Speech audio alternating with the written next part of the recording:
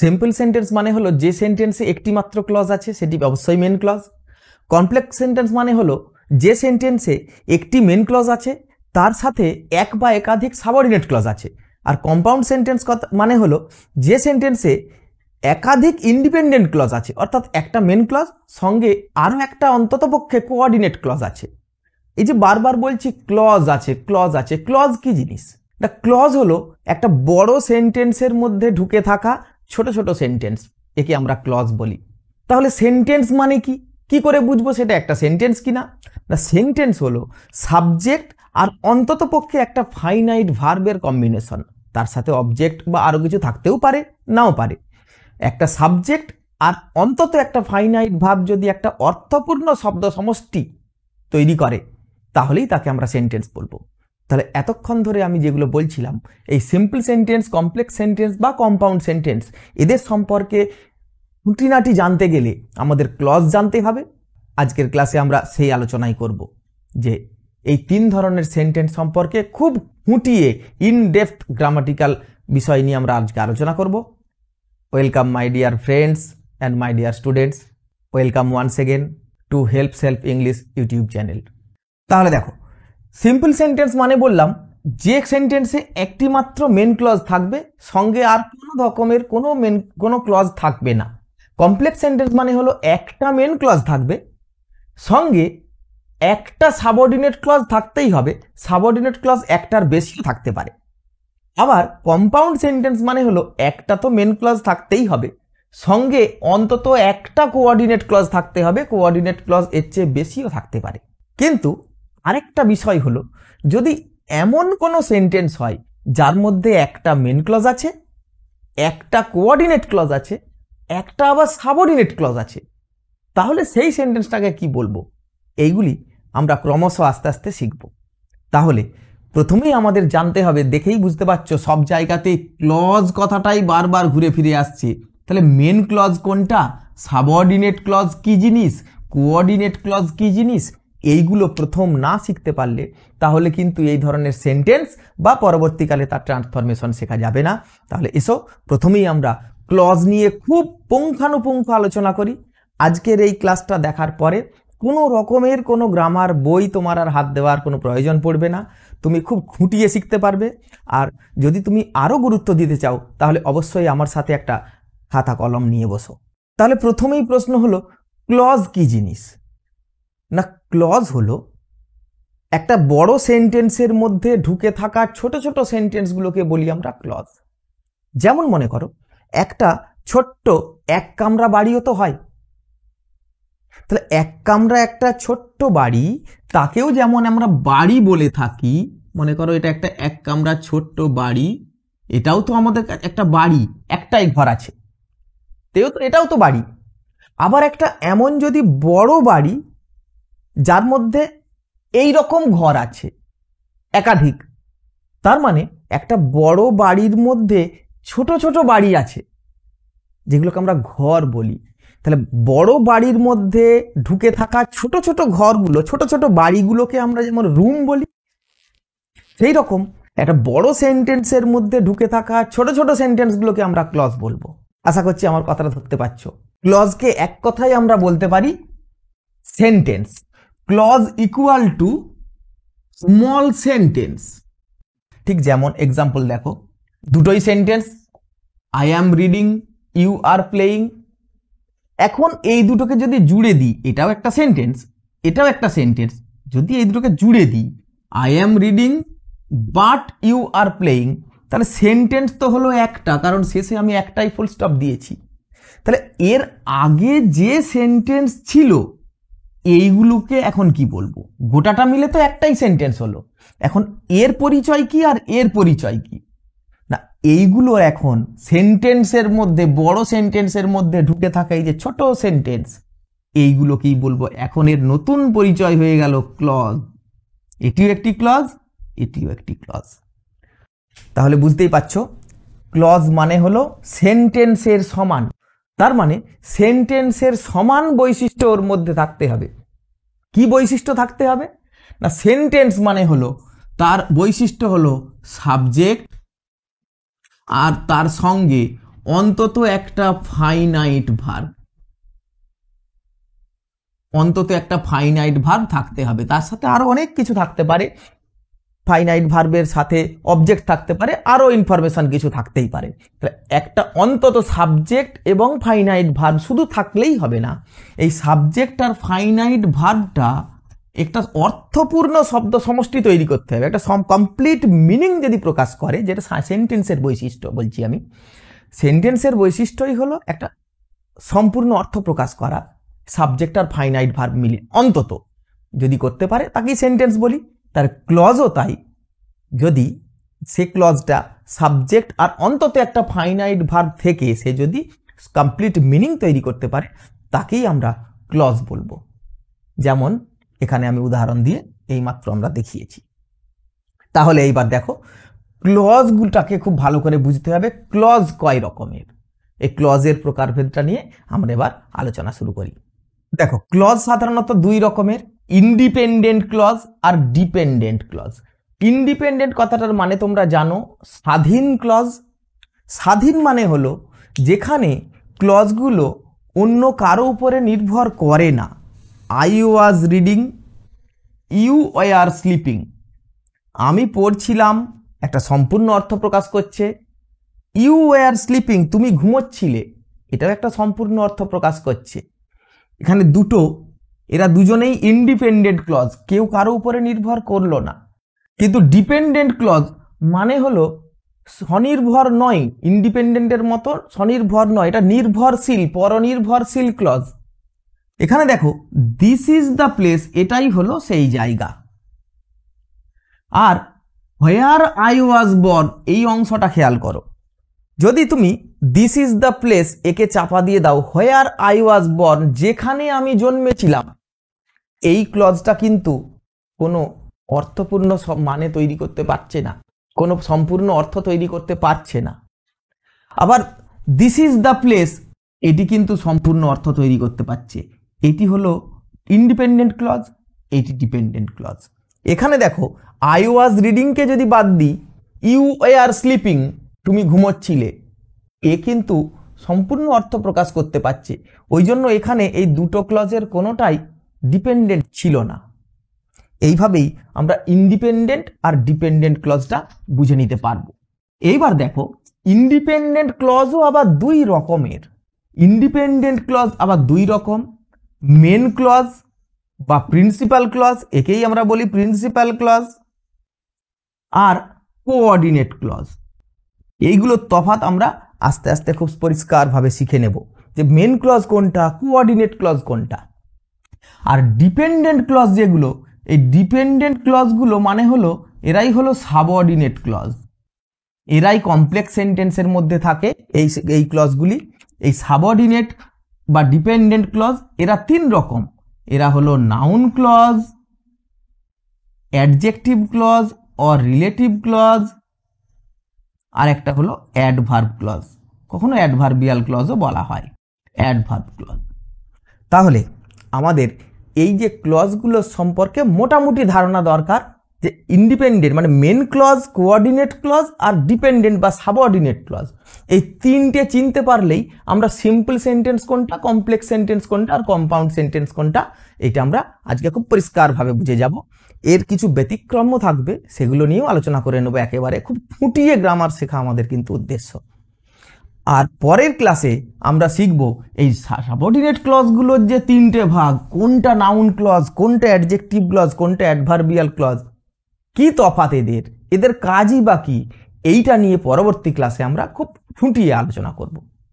তাহলে এসো, আজকে আমরা প্রথমেই এই সিম্পল কমপ্লেক্স কম্পাউন্ড চেনার জন্য আমি প্রথমেই যেটা লিখে দিয়েছিলাম, যে এটা এই মেন ক্লজ, কোঅর্ডিনেট ক্লজ আর ডিপেন্ডেন্ট বা সাবঅর্ডিনেট ক্লজের উপরে সম্পূর্ণ নির্ভর করছে।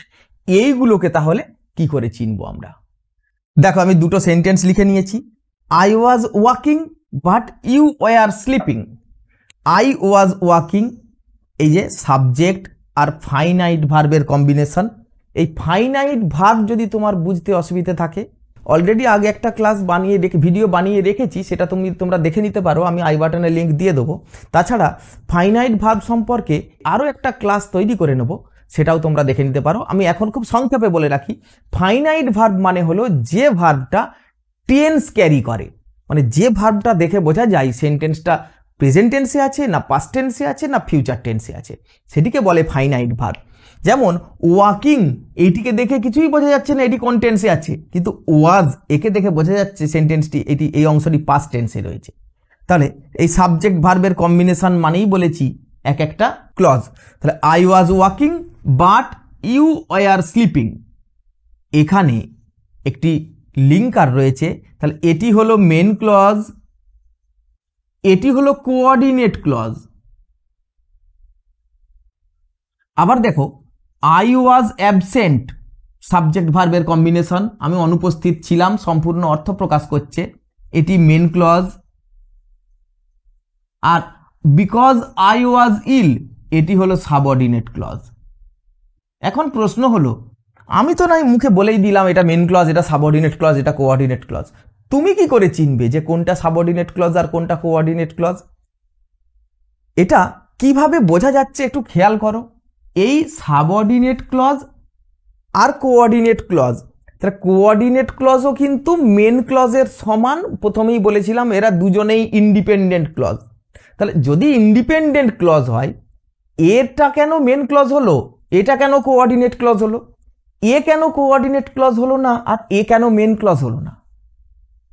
তাই তো নাকি? তোমরা কি জানো? যদি জেনে থাকো তাহলে ভিডিওটা একটু থামিয়ে কমেন্টে লিখে দেখাও তো দেখি। প্রথম কথা মনে রাখবে, দেখো মেন ক্লজ সেগুলোই যেগুলো কোনো লিঙ্কার দিয়ে শুরু হবে না। এ দেখো এই মেন ক্লজটা শুরুতে কিন্তু কোনো লিঙ্কার নেই, এরও শুরুতে কোনো লিঙ্কার নেই, তাহলে মেন ক্লজ কখনো লিঙ্কার দিয়ে শুরু হয় না। আর যে মেন ক্লজটা লিঙ্কার নিয়ে নেবে একবার, তাহলে এও মেন ক্লজ, এও মেন ক্লজ ছিল, এও ইন্ডিপেন্ডেন্ট ক্লজ, এও ইন্ডিপেন্ডেন্ট ক্লজ ছিল, কিন্তু লিঙ্কার নেওয়ার কারণে ওকে এখন মেন ক্লজ না বলে কোঅর্ডিনেট ক্লজ বলবো। তাহলে কোঅর্ডিনেট ক্লজও হলো একটা মেন ক্লজ, শুধু সে লিঙ্কার নিয়ে ফেলেছে বলে, তার আগে একটা লিঙ্কার বসে গেছে বলে তার নাম হয়ে গেছে কোঅর্ডিনেট ক্লজ। এ কেন কোঅর্ডিনেট ক্লজ নয়? তফাৎটা কি খেয়াল করো, তফাৎটা হলো এই লিঙ্কারের তফাৎ। তার মানে লিঙ্কার দেখেই বোঝা যাবে, চেনা যাবে কোনটা কোঅর্ডিনেট ক্লজ কোনটা সাবঅর্ডিনেট ক্লজ। কোঅর্ডিনেট ক্লজের শুরুতে যারা বসে যে লিঙ্কারগুলো, সেগুলো সম্পূর্ণ আলাদা, আর সাবঅর্ডিনেট ক্লজের শুরুতে যে লিঙ্কারগুলো বসে এদের বাইন্ডার্সও বলা হয়, এরা কিন্তু সম্পূর্ণ আলাদা। তাহলে এসো আমরা লিঙ্কারগুলো চিনে নিই। তাহলে দেখো আমি লিঙ্কারগুলো লিখে নিয়েছি। যে সেন্টেন্সের মধ্যে সাবঅর্ডিনেট ক্লজ থাকে তাকে তো কমপ্লেক্স সেন্টেন্স বলি, ওই জন্য এই সাবঅর্ডিনেট ক্লজের লিঙ্কারগুলো মানেই কিন্তু কমপ্লেক্স সেন্টেন্সের লিঙ্কার। আবার দেখো কোঅর্ডিনেট ক্লজ যেহেতু কম্পাউন্ড সেন্টেন্সে থাকে, কোঅর্ডিনেট ক্লজের লিঙ্কারগুলোই কিন্তু কম্পাউন্ড সেন্টেন্সের লিঙ্কার। এই লিঙ্কারগুলো থাকলে বলতে হবে সেটা কম্পাউন্ড সেন্টেন্স, এই লিঙ্কারগুলো থাকলে সেই সেন্টেন্সটাকে বলতে হবে কমপ্লেক্স সেন্টেন্স। কিন্তু আমি একটা প্রশ্ন করেছিলাম তোমাদের, যে যদি কোনো সেন্টেন্সে 3-4টে ক্লজ আছে, একটা মেন ক্লজ, একটা কোঅর্ডিনেট ক্লজ, আরও একটা বা দুটো সাবঅর্ডিনেট ক্লজ, মানে কোঅর্ডিনেট ক্লজও আছে সাবঅর্ডিনেট ক্লজও আছে, তাকে তাহলে কি সেন্টেন্স বলবো? কমপ্লেক্স সেন্টেন্স বলবো না কম্পাউন্ড সেন্টেন্স বলবো? না, এখানে এই নিয়ে একটু বিতর্কিত বিষয়টা। একে মিক্সড সেন্টেন্স বলা যায়, কোনো কোনো গ্রামার বইতে কমপ্লেক্স কম্পাউন্ড বলা হয়েছে বা কম্পাউন্ড কমপ্লেক্স বলা হয়েছে, কিন্তু মডার্ন গ্রামার বলছে যদি সেন্টেন্সটার মধ্যে কোঅর্ডিনেট ক্লজ থাকে তাহলে তাকে প্রথমেই কম্পাউন্ড বলতে হবে, সঙ্গে কমপ্লেক্স থাক বা না থাক। কোঅর্ডিনেট ক্লজের গুরুত্ব আগে, কারণ যেহেতু সেটা মেন ক্লজের সমান, সেই অর্থে তাকে কম্পাউন্ড সেন্টেন্সই বলতে হবে। এইবার দেখো সাবঅর্ডিনেট ক্লজের লিঙ্কারগুলোকে আবার বাইন্ডার্সও বলা হয়, কোঅর্ডিনেট ক্লজের লিঙ্কারগুলোকে লিঙ্কার্স বলে, কিন্তু আমরা মডার্ন গ্রামারে সবগুলোকেই লিঙ্কারই বলবো। এইবার দেখো তাহলে এতগুলো যে দুদিকে লিঙ্কার লিখেছি, এখন তুমি বলবে যে বাবা এত স্যার আমাকে পড়তে হবে, মনে রাখতে হবে, মুখস্থ করতে হবে। এখানেও একটা বিশেষ একটা ট্রিক আছে।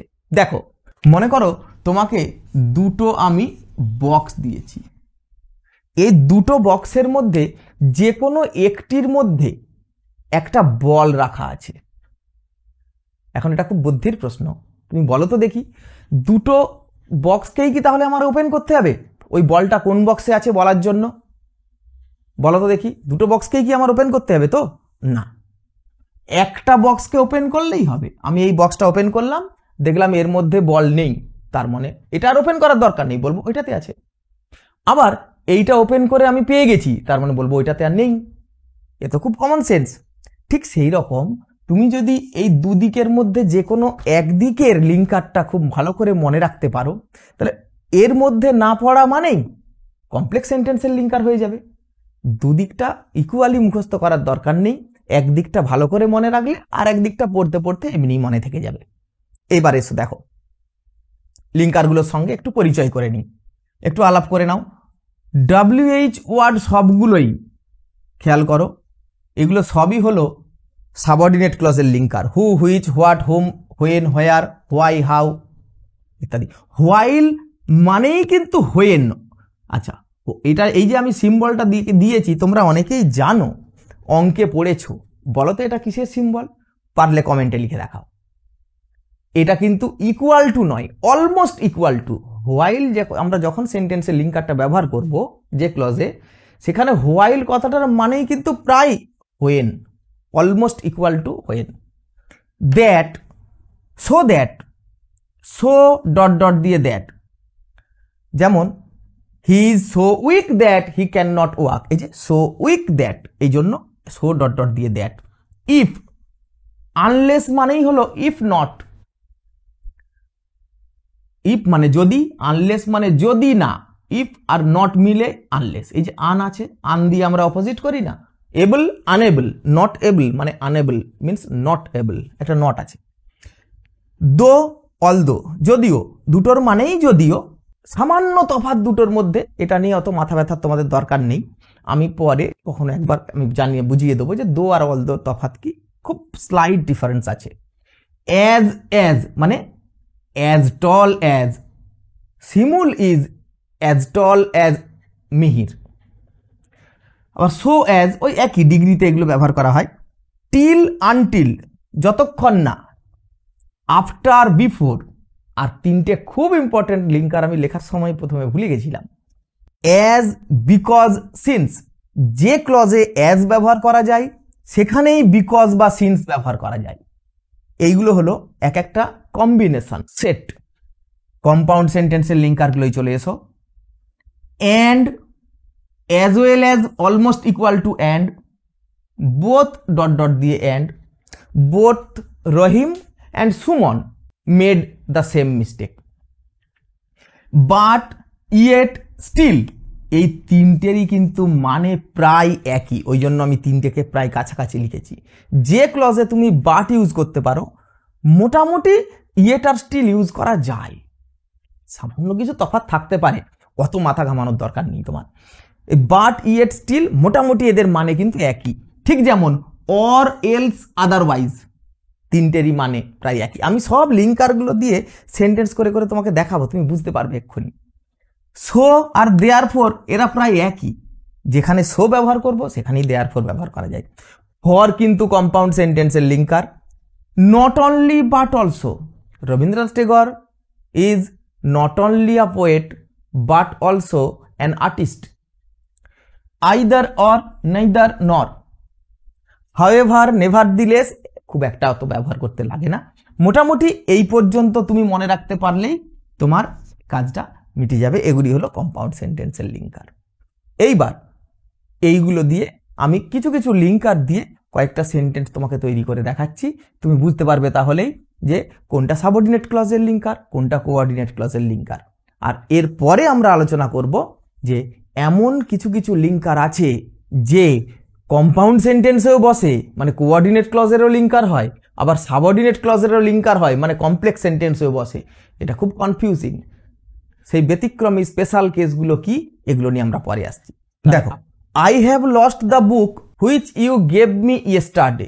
I have lost the book which you gave me yesterday, তাহলে হুইচ দিয়ে যে ক্লজটা শুরু হলো, দেখো এটি কিন্তু সাবঅর্ডিনেট ক্লজের লিঙ্কার হবে। আবার দেখো, I can clearly remember what you said, এই যে হোয়াট দিয়ে শুরু হচ্ছে। আই ক্যান ক্লিয়ারলি রিমেম্বার, এই অংশটায় কিন্তু কোনো লিঙ্কার নেই, ওই জন্য এই অংশটি মেন ক্লজ। আর হোয়াট দিয়ে যেটা শুরু হচ্ছে এটি কিন্তু সাবঅর্ডিনেট ক্লজ। তারপরে দেখো, this is Ratan whom I gave my pencil in the classroom. এই যে হুম দিয়ে শুরু হচ্ছে এটি কিন্তু কমপ্লেক্স সেন্টেন্সের লিঙ্কার। সেই রকম I shall help you if you come to school. If এটি কমপ্লেক্স সেন্টেন্সের linker. I was absent because I was ill. I was absent since I was ill. As I was ill, I was absent. বলছিলাম না একই সেন্টেন্সে ব্যবহার করা যায়। এবার কম্পাউন্ড সেন্টেন্সের কয়েকটা এক্সাম্পল দেখে নাও। He is rich but dishonest. I was ill, so I was absent. এই যে so দিয়ে ক্লজটা শুরু হচ্ছে। এইভাবে আমরা এই লিঙ্কারগুলো দেখেই কিন্তু বলে দিতে পারি কোনটা সাবঅর্ডিনেট ক্লজের লিঙ্কার, কোনটা কোঅর্ডিনেট ক্লজের লিঙ্কার। তাহলে আশা করছি এরপরে এই লিঙ্কারের লিস্টটা তুমি যদি লিখে রাখো খাতায়, তোমার এই ক্লজটা সাবঅর্ডিনেট না কোঅর্ডিনেট এটা চিনতে কোনো অসুবিধা হবে না।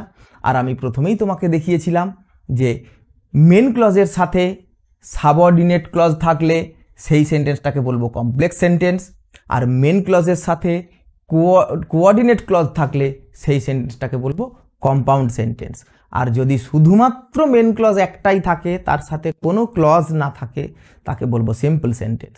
এই সিম্পল সেন্টেন্সের দুটো একটা উদাহরণ একটুখানি দেখে নাও। এবার দেখো প্রথম সেন্টেন্সটা দেখো, আই ডু নট নো, আমি জানি না, হোয়াই হি ওয়েন্ট অ্যাওয়ে। তাহলে হোয়াই দেওয়া আছে, তার মানে এটি তুমি লিস্ট মিলিয়ে নাও, এটি সাবঅর্ডিনেট ক্লজের লিঙ্কার। তার মানে সেন্টেন্সটি হলো কমপ্লেক্স সেন্টেন্স। আমি সংক্ষেপ complex sentence. Do it or you will be punished. তাহলে লিঙ্কারটা দেখেই বুঝতে পারছো এটি কম্পাউন্ড সেন্টেন্স। আমি সংক্ষেপে লিখছি CD means compound sentence. I went to the field, দেখো একটাই ক্লজ আছে, অবশ্যই এটা simple sentence. After returning home I went to the field, সি একই আছে, I went to the field, এইখানটা সিম্পল সেন্টেন্স, একটা ক্লজ। তাহলে আফটার রিটার্নিং হোম এটা আবার কি ক্লজ? না, এটাকে আগে বলা হতো ইনফাইনাইট বা নন ফাইনাইট ক্লজ, কিন্তু মডার্ন গ্রামারে এটাকে আর ক্লজ বলা হচ্ছে না। তার কারণ এর মধ্যে দেখো কোনো ফাইনাইট ভার্ব নেই। আমি প্রথমেই বললাম ক্লজ মানে তার সেন্টেন্সের মতো বৈশিষ্ট্য থাকতে হবে, সাবজেক্ট আর ফাইনাইট ভার্বের কম্বিনেশন হতে হবে। ফাইনাইট ভার্ব যদি না থাকে তাকে ক্লজ বলা উচিত নয়, ঠিক নয়। এটা একটা নন ফাইনাইট ফ্রেজ মাত্র। This is not a clause, এটা একটা ফ্রেজ। তাহলে এ তো ক্লজ নয়, একটাই তো ক্লজ আছে, এটা ওয়ান মেন ক্লজ আছে, তার মানে এটিও কিন্তু সিম্পল সেন্টেন্স। তাহলে সিম্পল সেন্টেন্সে কিন্তু মেন ক্লজ ছাড়াও অন্যান্য ফ্রেজ থাকতে পারে যার মধ্যে কোনো নন ফাইনাইট ভার্ব থাকবে না। তাহলে এই রকম ফ্রেজ থাকলে তোমরা ভয় পেয়ে যেও না, যেহেতু এর মধ্যে কোনো নন ফাইনাইট ভার্ব নেই, এটিকে ক্লজ বলা যাবে না, অতএব এটিকেও কিন্তু আমরা সিম্পল সেন্টেন্সই বলবো। কম্পাউন্ড সেন্টেন্স কখনো কখনো এইরকম ভাবেও বলা হয়, he is rich but he is unhappy. এই যে কম্পাউন্ড সেন্টেন্স, একে আবার he is rich but unhappy, মানে এই অংশে এই সাবজেক্ট আর ভার্বটা এটা বলা হয়নি, খানিকটা সে অঙ্কে কমন নিয়ে নেওয়ার মতো ব্যাপার। You are not only tall but also strong, মানেই হলো you are not only tall but also you are strong. এইভাবেও কন্ট্রাক্টেড ফর্ম ইউজ করা হয়। কিন্তু সি ইজ, এখানে এটিও কম্পাউন্ড সেন্টেন্স, সংক্ষেপে লিখছি এটিও compound sentence. She is both loved and respected, দেখো এখানেও বোথ দিয়ে এই লিঙ্কার দিয়ে জুড়ে দেওয়া আছে, both and, loved and respected, এটিও কম্পাউন্ড সেন্টেন্স। কিন্তু 4 নম্বরের বেলায় I bought a pen and a pencil, এটি কিন্তু সিম্পল সেন্টেন্স। এটি একটি খুবই বিতর্কিত বিষয়। কোনো গ্রামার বইতে কোনো পণ্ডিতরা একে কম্পাউন্ড সেন্টেন্সও বলেছেন, আবার বেশিরভাগ জায়গাতেই একে সিম্পল সেন্টেন্স হিসাবে অ্যাকসেপ্ট করা হয়েছে। তার কারণ হলো এটি এতক্ষণ এইগুলো সবই অ্যান্ড দিয়ে জোড়া ছিল, তারা কম্পাউন্ড হচ্ছিল, এর বেলায় কেন এটা সিম্পল? তার কারণ হচ্ছে এখানে দেখো যে দুটোর কথা বলা হয়েছে, আমি কিনেছিলাম একটা পেন এবং একটা পেন্সিল। এই অবজেক্টের জায়গাতে দুটো অবজেক্টকে, দুটো বস্তুকে যখন এন্ড দিয়ে জুড়ে দেওয়া হয়েছে, এরা কিন্তু এই দুটো আলাদাভাবে সাবজেক্ট সম্পর্কে আলাদা আলাদা কোনো নতুন ইনফরমেশন অ্যাড করছে না। খেয়াল করো, এইগুলো কার সম্পর্কে বলা হয়েছে? এতক্ষণ যেগুলো বলা হয়েছে, she is loved, she is respected, এই লাভড কথাটা তার সম্পর্কে বলা হয়েছে, রেসপেক্টেড কথাটাও তার সম্পর্কে বলা হয়েছে। ইউ আর নট অনলি টল, তুমি লম্বা, তুমি স্ট্রং, তুমি শক্তিশালী। এইখানে এসে হয়েছে দেখো, আমি কিনেছিলাম, আমি পেন কিনেছিলাম, আমি পেন্সিল কিনেছিলাম। তাহলে পেনটাও এখানে বট এই ভার্বের সাথে যুক্ত, পেন্সিলটাও ভার্বের সাথে যুক্ত। সাবজেক্ট সম্পর্কে কিন্তু নতুন কোনো এক্সট্রা ইনফরমেশন অ্যাড করা হয়নি। বাকিগুলোর ক্ষেত্রে সাবজেক্ট সম্পর্কে ইনফরমেশন অ্যাড করেছিল, লাভড অ্যান্ড রেসপেক্টেড দুটোই, এখানে সবগুলোতেই তাই। আর এ যেহেতু ভার্ব সম্পর্কে ইনফরমেশন অ্যাড করেছে, সম্ভবত এই কারণেই এই সেন্টেন্সটাকে কম্পাউন্ড সেন্টেন্স ধরা হয় না। এটি কিন্তু সিম্পল। তাহলে যদি শুধুমাত্র এই অবজেক্টের জায়গায় এইভাবে একটা এন্ড দিয়ে যুক্ত করে দেওয়া থাকে, তাহলে তাকে মডার্ন গ্রামারে একে সিম্পল সেন্টেন্স হিসেবেই ধরা হয়। যদিও এইমাত্র বললাম একে কম্পাউন্ড হিসাবে ব্যবহার করার প্রচলনও রয়েছে, কিন্তু আমরা এটাকে সিম্পলি বলবো। এইবার আমি বলছিলাম কিছুক্ষণ আগেই যে এই লিঙ্কারগুলো দেখেও কিন্তু কনফিউশন হতে পারে। অনেক সময় লিঙ্কারটা একই লিঙ্কার, হু, হোয়েন, এরা কখনো সাবঅর্ডিনেট ক্লজের লিঙ্কার হয়, কখনো কোঅর্ডিনেট ক্লজের লিঙ্কার হয়। হোয়াইল কখনো সাবঅর্ডিনেট ক্লজের লিঙ্কার, কখনো কোঅর্ডিনেট ক্লজের লিঙ্কার। এইগুলো নিয়ে আমরা এবার একটু আলোচনা করে নিয়ে এসো। দেখো, একটা সেন্টেন্স লিখেছি, I know the boy who stood first, আমি সেই ছেলেটিকে চিনি যে প্রথম হয়েছিল। তাহলে এখানে আমরা যদি মেন ক্লজটা চেপে দিই, তাহলে দেখো হু স্টুড ফার্স্ট, যে প্রথম হয়েছিল, এর কোনো মানে হচ্ছে না, সম্পূর্ণ অর্থ আসছে না। এটা বুঝতে গেলে আমাকে মেন ক্লজের সাহায্য নিতে হচ্ছে, তার মানে এটি ডিপেন্ডেন্ট ক্লজ, এটি সাবঅর্ডিনেট ক্লজ। এখানে হু দিয়ে লিঙ্কার আছে, এটি সাবঅর্ডিনেট ক্লজ। এইবার দেখো, যদি বলি I know Rohan who stood first, এখানে খেয়াল করো, আমি রোহনকে চিনি যে প্রথম হয়েছিল। এখানে হু কথাটার মানে হলো অ্যান্ড হি, এখানে হু কথাটার মানে হলো অ্যান্ড হি। কন্টিনিউয়েটিভ একটা সেন্স আছে এর মধ্যে, সেন্টেন্সটাকে জাস্ট কন্টিনিউ করছে। এই ক্ষেত্রে এই যে হু যদি অ্যান্ড হি দিয়ে তাকে রিপ্লেস করা যায়, তখন একে কিন্তু আর সাবঅর্ডিনেট ক্লজ বলা যাবে না, এ তখন কোঅর্ডিনেট ক্লজের লিঙ্কার। হুটা তখন কোঅর্ডিনেট ক্লজের লিঙ্কার, আর এটি তখন কোঅর্ডিনেট ক্লজ। আর এইটাকে, এই সেন্টেন্সটাকে তখন বলতে হবে কম্পাউন্ড সেন্টেন্স। এই রকম কি তাহলে আর কখনো হয় না স্যার? নিশ্চয়ই হয়। I shall see you in the evening, এখন মডার্ন গ্রামারে যদিও শ্যালের ইউজটা কম ফার্স্ট পারসনের সাথে, I shall see you in the evening when we can discuss the matter. খেয়াল করো, আমি তোমার সাথে সন্ধ্যেবেলা দেখা করব, when we can discuss the matter, তখন ব্যাপারটা নিয়ে আলোচনা করা যাবে। এই যে when ইউজ করছি, when কথাটার মানে হলো and then। তাহলে কথা বুঝতে পেরেছো? এই হোয়েনকে যদি আমরা অ্যান্ড দেন দিয়ে রিপ্লেস করতে পারি, আসলে এই ক্লজটা এর উপরে নির্ভর করছে না, আমরা ব্যাপারটা নিয়ে আলোচনা করব, এটা কিন্তু দেখো সম্পূর্ণ একটা ইন্ডিপেন্ডেন্ট ক্লজ হয়ে গেছে।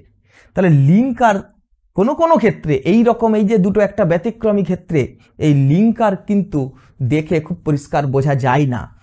এইগুলো কি হয় না, কন্টিনিউয়েটিভ একটা সেন্স আছে এখানে, এই ক্লজটা কিন্তু মেন ক্লজের উপরে নির্ভর করছে না।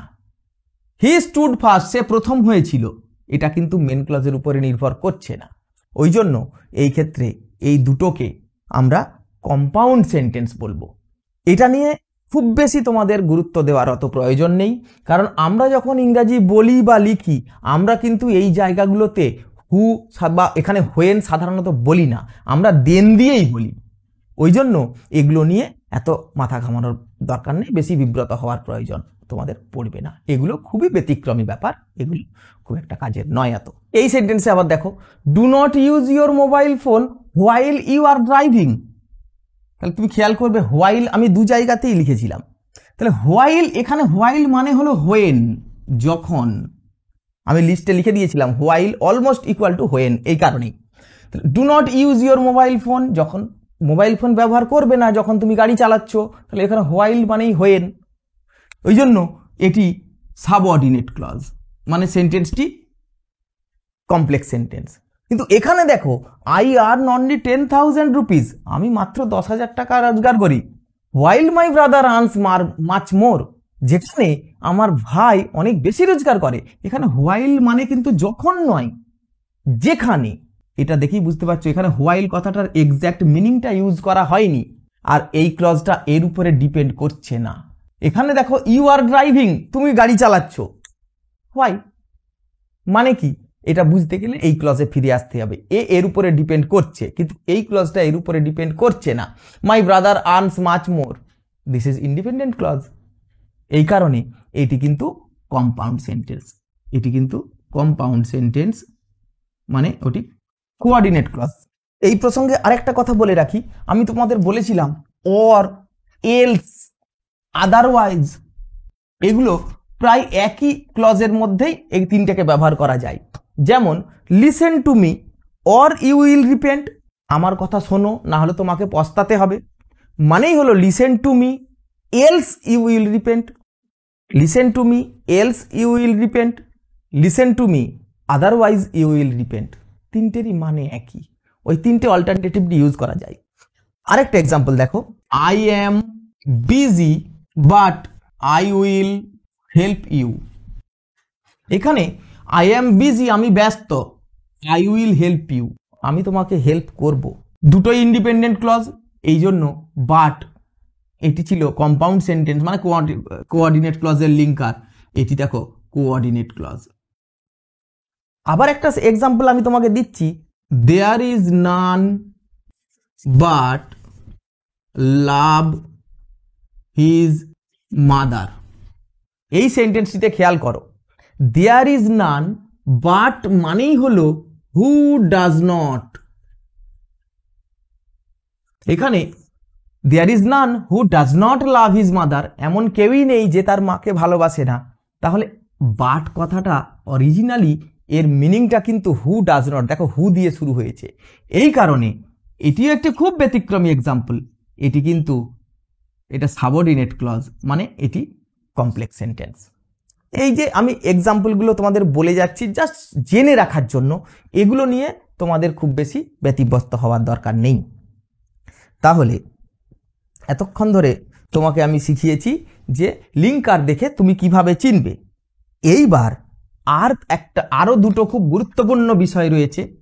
এতক্ষণ যারা তোমরা দেখছো, তোমাদের যদি ক্লাসটা ভালো লেগে থাকে, তোমরা যদি মনে করো যে এই ক্লাস থেকে তোমরা কিছু শিখতে পেরেছো, তাহলে তোমরা অবশ্যই লাইক দেবে, কমেন্ট করে আমাকে জানাবে, আর তোমার বন্ধুদের মধ্যে হোয়াটসঅ্যাপ বা ফেসবুকের থ্রু দিয়ে এই ভিডিওটা শেয়ার করবে, যাতে বাংলা মাধ্যমের ছেলেপুলেরা ইংরাজিতে যথেষ্ট শক্তিশালী হয়ে উঠতে পারে, তাদের ইংরাজিতে ভয়টা যাতে কেটে যায়। এমন কিছু ইলিপ্টিক্যাল সেন্টেন্স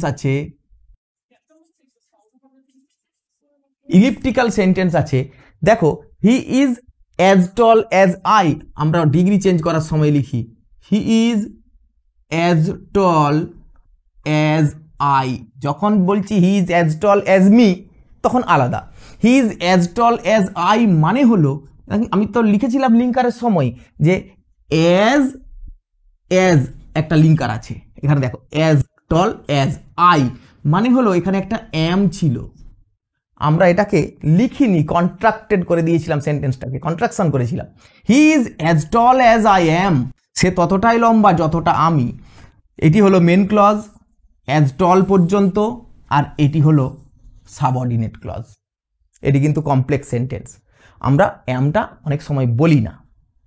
আরেকটা এক্সাম্পল নাও তুমি, I love you more than he, I love you more than he, আর আই লাভ ইউ